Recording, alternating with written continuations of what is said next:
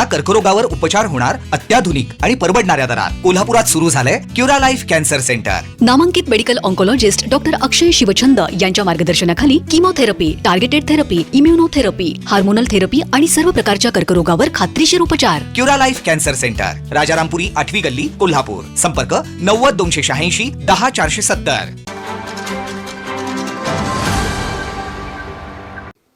जे काल वक्तव्य केलेलं आहे की मी मागच्या दाराला आलो नाही, हे कोणालाही उद्देशून त्यांनी केलेलं नाही। आणि त्यांनी पुढं असंही सांगितलं की आमच्या पक्षातील आज काय जे मतभेद दिसत आहेत ते पुढच्या आठवड्यामध्ये आम्ही संपूर्ण सर्व लोक बसून आम्ही ते सगळे संपवणार आहोत आणि एकसंघपणानं राष्ट्रवादी काँग्रेस पक्षाचं यापुढं वाटचाल ही फार महत्त्वपूर्ण ठरणार आहे। पक्षाची वाटचाल झाल्यानंतर अवघ्या 3 महिन्यात पक्षामध्ये ही परिस्थिती उद्भवलेली आहे। कसं बघता, कारण कार्यकर्ते असतील, खासदार असतील, आमदार असतील, यांच्यामध्ये अस्वस्थता दिसून येते। पक्ष टिकवण्याच्या दृष्टीने किती महत्त्वाचं? मला वाटते येणाऱ्या या आठवड्यामध्ये सगळे मतभेद संपतील आणि यापूर्वी तुम्हाला सांगितलं तर ही पेल्यातलं वादळ शांत होईल।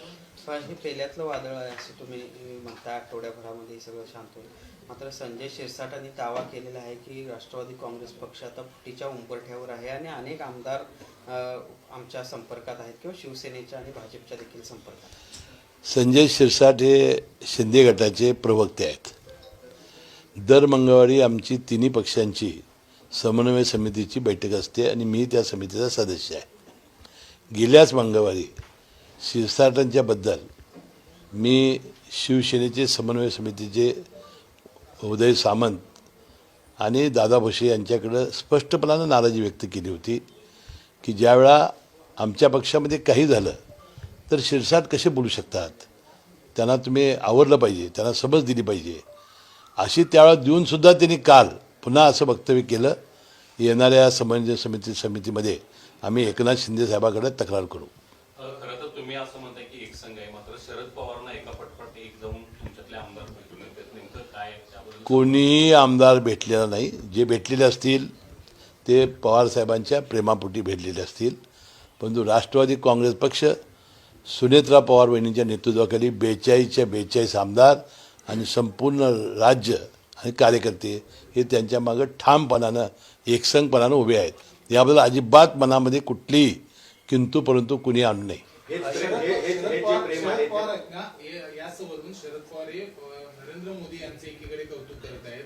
शरद पवारांचा पक्ष एनडीए मध्ये येणार आहे का, कारण विलिनीकरणाची चर्चा पूर्णपणे थांबली आहे अशा पद्धतीने सांगितलंय, काय होणार नाही? त्या दिवशी दोन्ही वक्तव्य मी बघितली।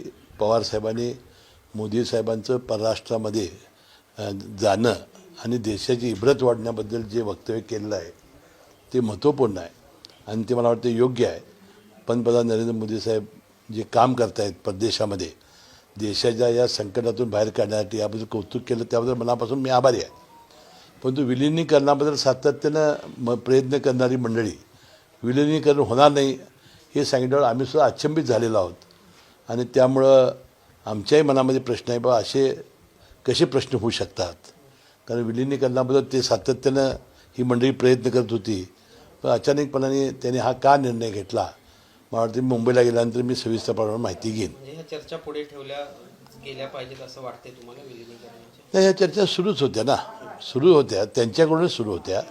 अचानकपणाने त्यांना का ब्रेक लागला हा एक संशोधनाचा विषय आहे। साहेब प्रश्न असा आहे की एका बाजूला या सगळ्या देशात उद्भवलेल्या परिस्थितीवरून राहुल गांधी नरेंद्र मोदींना वर टीका करतायत, महाविकास आघाडीमधले पक्ष संजय राऊत असतील हे सगळे टीका करतात, दुसऱ्या बाजूला शरद पवार साहेब मात्र मोदींचं कौतुक करताना दिसत आहेत। हा विरोधाभास कुठेतरी नाही, राहुल गांधी हे देशाचे विरोधी पक्ष नेते आहेत, परंतु त्यांनी बोलताना सुद्धा देशाचे पंतप्रधानांना एकेरी शब्दात उल्लेख करणं किंवा अशा पद्धतीनं खालच्या पातळीवर जाऊन टीका करणं हे मला वाटतं योग्य नाही।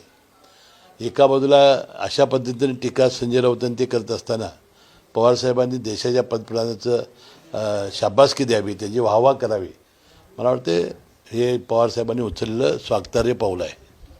विधान परिषद निवडणुकीसाठी फॉर्म्युला ठरला आहे का? जी माहिती मिळते त्यानुसार राष्ट्रवादीला 2 जागा देण्यासंदर्भात या ठिकाणी निर्णय झालेला दिसतोय। रायगडच्या जागेसंदर्भात मात्र तो विषय गुलदस्तात आहे। नाही, आपण 3 जागांची मागणी केलेली होती। एक पुणे आणि रायगड रत्नागिरी या 2 जागा आता आमच्या आहेतच. त्याशिवाय परभणी आणि हिंगोली वाटतं 3 जागेमध्ये आमची राष्ट्रवादी काँग्रेस पक्षाची ताकद आहे आणि तिन्ही ठिकाणी राष्ट्रवादी काँग्रेस पक्षाला जर उमेदवारी मिळाली तर MLCला आमचे आमदार निवडून येतील. शरद पवार तुम्ही आता मगाशी म्हटलं शरद पवार गटाकडून ते विलीनीकरणाची चर्चेला कुठेतरी पूर्णविराम दिला जाते. मात्र त्या अगोदर सांगितलं जातं की अजितदादांचं स्वप्न होतं की दोन्ही राष्ट्रवादी एकत्र यावा. मग आता हे स्वप्न ते आता काय झालेलं आहे की हे का झालं हे आधी मी मुंबईला गेल्यानंतर समजावून घेईन की अजितदादांची इच्छा होती हे मी मागच्या वेळी तुम्हाला सांगितलेलं आहे.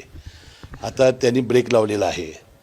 आता राष्ट्रवादी काँग्रेस पक्ष सुनेत्रा पवार वहिनींच्या हातामध्ये सुरक्षित आहे आणि आम्ही सांगितलं की आम्ही आता कोण काय करते याच्यापेक्षा राष्ट्रवादी कशी वाढेल, कशी संघटित राहील आणि पुन्हा राज्यामध्ये अजित पवारांचा दबदबा जो होता तो कसा वाढेल यासाठी आम्ही सगळे प्रयत्न आम्ही कार्यकर्ते जीवाचं रान करून करू. तुम्ही संघटित राहणार म्हणते मात्र दुसऱ्या बाजूला राष्ट्रीय कार्यकारिणीवरून वाद निर्माण झालाय. शेतकऱ्यांना बाजूला ठेवण्याचा कुठेतरी प्रयत्न नाही, थोडे गैरसमज झालेले होते. पुढच्या आठवड्यामध्ये ते पूर्णपणानं संपतील असा माझा विश्वास आहे. गेल्या 2 दिवसापासून कॉक्रोच जनता पार्टी नावानं सोशल मीडियामध्ये धुमाकूळ घातलेला आहे. मोठा प्रतिसाद त्या सगळ्या सोशल मीडियामध्ये दिसतोय. त्या सगळ्याला कसं बघता एकूणच याकडे आणि आता त्यांचं पेज देखील बंद करण्यात आलं आहे ट्विटरचं. नाही, सरन्यायाधीश यांनी देशाच्या सरन्यायाधीशांची पदवीधर बेरोजगारांच्याबद्दल कॉक्रोच ही काहीतरी पदवी दिली होती आणि मला वाटते या देशातील असे अपमानित झालेले सगळे जे पदवीधारक आहेत, बेरोजगार आहेत, त्यांनी या पद्धतीनं ही मोहीम चालवली आणि त्याला प्रचंड प्रतिसाद मिळाला आहे. हे वस्तुस्थिती आहे. मला वाटते आमच्या राज्याचे मुख्यमंत्री अतिशय हुशार आहेत, दूरदृष्टीचे आहेत आणि या मुलांच्याबद्दल जी खदखद अस्वस्थता जी असेल ते संपवण्याचं काम निश्चितपणानं आमचे मुख्यमंत्री करतील. तामिळनाडू ज्या पद्धतीनं राजकीय सत्तांतर झालं, विजय थलपती समोर आले, तसं या झुरळ पार्टीच्या माध्यमातून काही समोर येईल असं वाटतं? आमच्या राज्यामध्ये होण्याची सुतराम शक्यता नाही, कारण आमच्याकडं पक्ष बळकट आहे, संघटना या गाव पातळीवरच्या बळकट आहेत आणि तुम्ही बघितलं असेल दक्षिणात्य सगळ्याच जवळजवळ राज्यामध्ये सिने नटांचा आणि सिने नटींचा फार मोठा प्रभाव आहे. तिथं रामचंद्रन मुख्यमंत्री झाले नट, त्यानंतर जयललिता मुख्यमंत्री झाल्या, करुणानिधीसुद्धा नट होते आणि लेखक होते, 3 मुख्यमंत्री झाले आणि आता विजय थलपती झाले. तिथं संघटनेचं काही गरज नाही.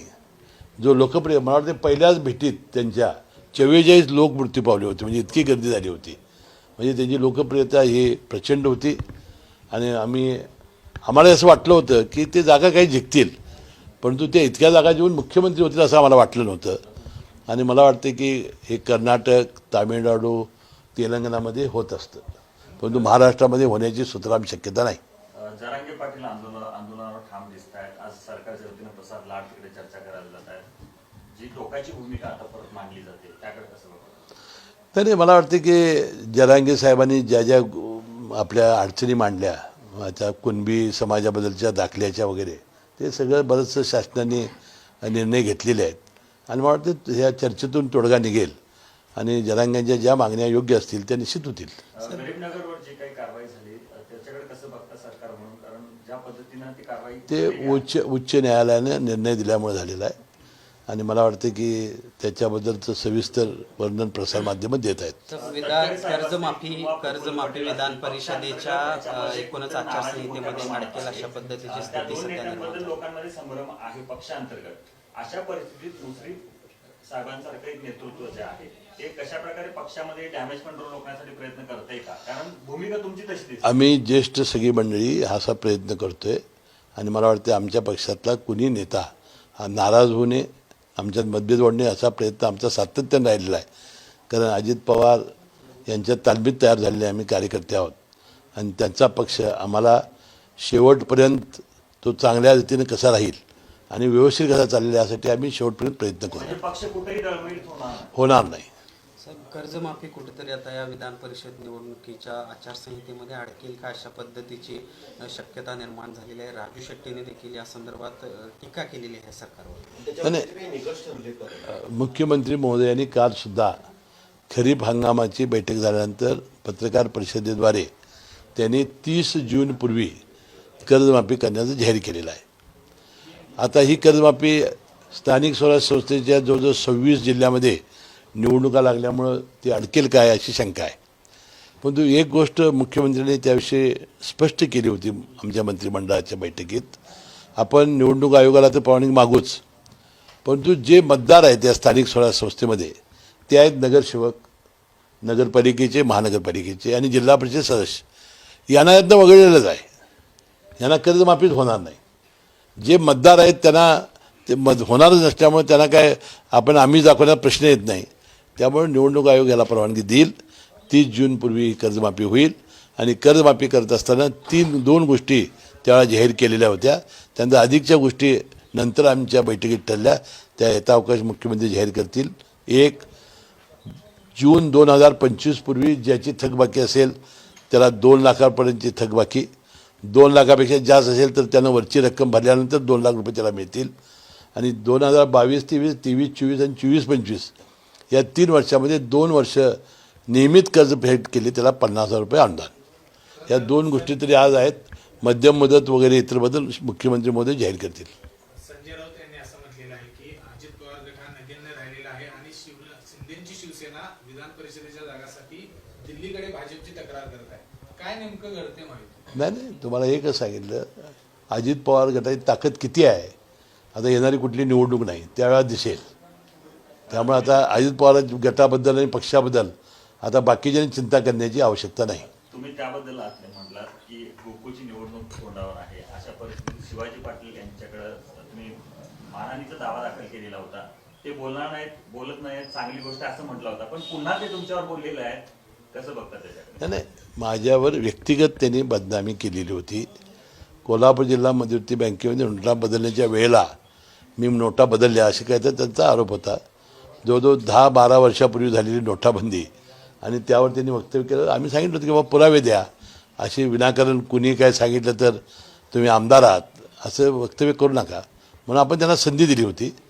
पुन्हा त्यांनी राजकीय बोलायला चालू केलं. व्यक्तिगत काय बदनामी ते करत नाहीत, परंतु तरीसुद्धा मी दिल्ली मुदत संपलेली आहे. मी आता कायदे तज्ज्ञावर बोलून मला पुढचा मार्ग अनुसरावा लागेल. साहेब, गोकुळमध्ये तर अजून नेमकं काय चाललंय? कारण आता हा सगळा वाद जो आहे तो मुश्रीफ महाडिक यांच्यानंतर आता चोयेकरांचा अपमान कुणी केला इथंपर्यंत हे सगळं पत्रकबाजी चाललेली आहे. कुठेतरी गोकुळच्या संदर्भामध्ये लोकांमध्ये एक चांगली आता तुम्ही आता गोकुळबद्दल तुम्ही आता लवकरात लवकर मुख्यमंत्री महोदय निर्णय घेतील आणि आपला जो लोकशाहीमध्ये अधिकार आहे निवडणुकीचा, ती निवडणूक लवकरात लवकर सुरू होईल असं माझं मत आहे.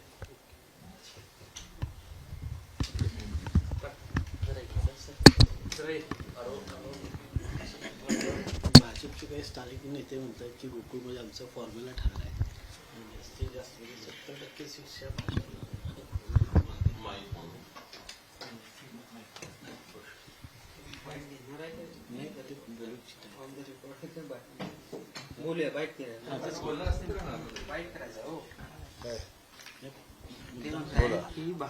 भाजप दावा किंवा स्थानिक नेते दावा करतात की जोरात प्रश्न विचारा. हां, भाजपमधील काही स्थानिक नेत्यांचा दावा आहे की गोकुळच्या निवडणुकीमध्ये ज्या येणारी जी सत्ता आहे यामध्ये 70% हे भाजपचे पदाधिकारी किंवा हे असतील आणि उर्वरित राष्ट्रवादी इतर सगळे असतील. काय अजून मतदार यादी कच्ची आणि पक्की झालेली नाही. आता मतदार यादी झाल्यानंतर मुख्यमंत्री निर्णय देतील कुणाला किती जागा. आता त्याप्रमाणे जागा वाटप होईल, परंतु आज तरी काही हे काय फॉर्म्युला ठरलेला नाही. आणि मला वाटते महायुती म्हणूनच आम्ही निवडणूक लढणार आहोत आणि महायुती म्हणूनच समोर जाणार आहोत. आम्ही जिंकणार आहोत आणि महायुतीचा चेअरमन करणार आहोत.